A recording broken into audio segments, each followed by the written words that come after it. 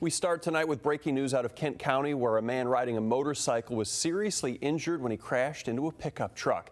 Happened around 3 this afternoon in Sparta at the corner of M37 and 10 Mile Road. According to Michigan State Police, the biker, a 56-year-old man, ran a red light and hit a pickup truck. They say the man on the motorcycle was unresponsive when they got to the scene. MSP says it looks like he was wearing a helmet and was traveling with a backpack and a tent. His driver's license and license plate both are from North Carolina. Aeromed was called in to take him to the hospital. The driver of the pickup was not injured. We will have much more on this story coming up tonight at 6. It's a murder that's gone unsolved for more than 20 years, but detectives haven't given up trying to get to the bottom of the mystery surrounding the death of Shannon Sider in Newaygo. Well, it's not what you want to see when you get home. A thief in your house ripping you off. That's what happened to a man in Berrien County on Tuesday. Everything went down around 10 a.m. on Kinney Road in Galeen Township. Homeowner found a strange car parked in his driveway and then a man inside his house trying to steal his stuff. The suspect was cooperative for a bit while 911 was called, but then he took off. That's when the homeowner fired a shot into his rear tires. So with the car out of commission, the suspect ran away. He was found around 6:30 last night at a house in South Bend, Indiana. He is now in the St. Joseph County Jail facing first-degree home invasion and felony firearm charges. The guy was already on parole for a previous home invasion. Matt Johnson, the Portage man who died while hiking on Mount Fuji, will be remembered at a memorial service tonight. Johnson was on a business trip in Japan last January when he went missing. Multiple searches were conducted, but his body wasn't found until last month. Johnson's sister Holly posted on the Facebook page, "Please pray for Matt Johnson," that this service won't be a funeral, rather a celebration of Matt's life. It'll be held 7 o'clock tonight at the Kalamazoo First Assembly of God in Portage. In our #1 story, a national vegan and physician group wants milk banned from school lunches. Yes, milk. The Physicians Committee for Responsible Medicine says milk is high in sugar, fat, and animal proteins that are harmful to bone health, not helpful.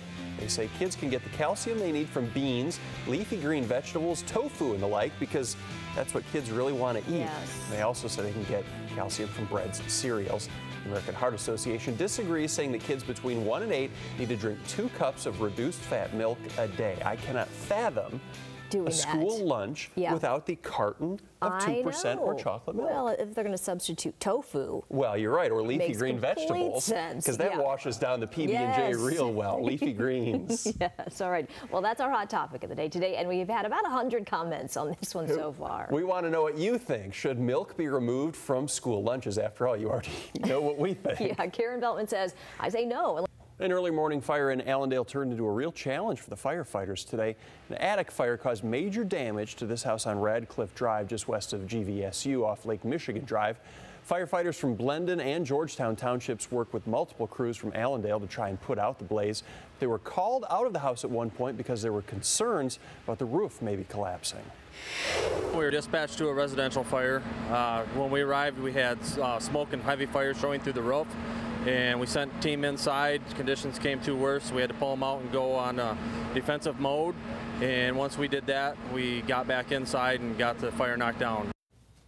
The family living in the house got out safely and there were no injuries. A warrant's been issued for a man from Calhoun County after police say he took off with his wife's 6-week-old daughter.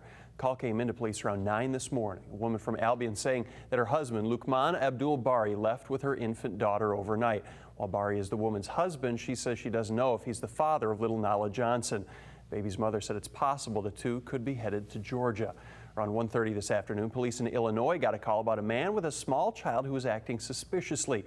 Caller did get the license plate number of the car, and it was a match for the one that Bari may be driving. Tonight, police are looking for either a gray or green Pontiac Grand Prix with a Michigan plate of 3998G7. We're told Bari does have a criminal record, including a recent charge of domestic violence after an incident with the child's mother. Bari, 6'7", about 310 pounds. If you know anything about this case, call 911. Meanwhile, police in Portage are trying to find a missing woman. Investigators say Angela O'Day was last seen in the area of Helen Street and Portage Road. O'Day is known to frequent the Pavilion Estates mobile home park, but so far nobody has spotted her there. Police say she's 5'8", 140 pounds, was last seen wearing a pink gown. The woman suffers from depression and might not have her medication with her. They also say that she's lost a lot of weight since this photo was taken. If you've seen Angela O'Day, call police at 269-329-4600. 4567. Doty here now with some must-see viral videos. We will get to those. We're going to start with one that, had I known they would have played Crocodile Rock by Elton John to tease this story, I never would have agreed to do it. Terrible song. But we will start in South Miami, Florida. It bills itself as a city of pleasant living. So clearly that's why this big fella stopped by. It seems like it came from down the street, but it came from the canal, from down the street, and went to everybody's front door, and it ended up at my front door. My front door right there. And you thought the land shark was bad. Remember the land shark on SNL?